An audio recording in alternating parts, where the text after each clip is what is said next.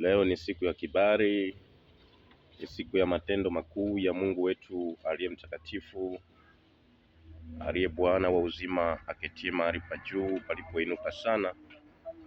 Leo tunajikumbusha yale maarifa aliyotuachia mwalimu.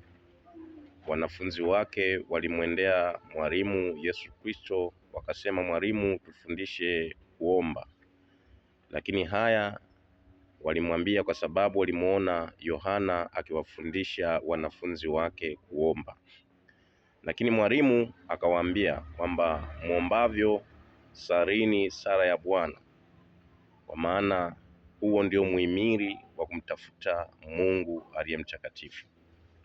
Akasema kwamba salini hivi: Baba yetu uliye mbinguni, jina lako na litukuzwe, ufalme wako na uje hapa duniani kama uko juu mbinguni.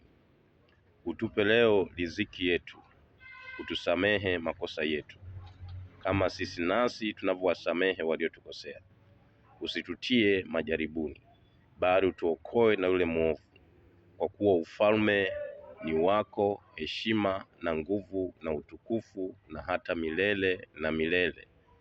Amen. Lakini mwalimu aliwaambia haya, aliwafundisha kumwendea Mungu, kuomba sala ya Bwana. Kwa hiyo nasi tudumishe kutafuta hayo maarifa aliyowaachia wanafunzi wake, wale walikuwa mitume ambao ni muhimili wa kanisa.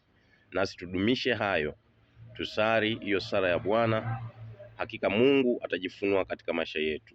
Kwa tutafute uso wa Bwana kupitia sala ya Bwana. Hakika yale aliyoainisha mwalimu yatatendeka katika maisha yetu.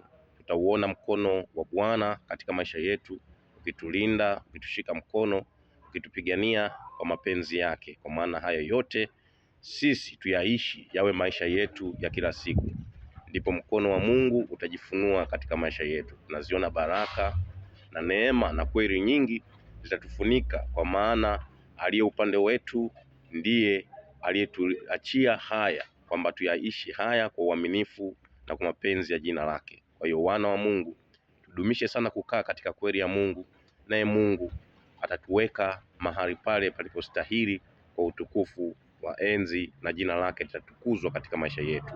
Barikiwa kwa neema yake Kristo Yesu, kwa nguvu ya msalaba. Amen.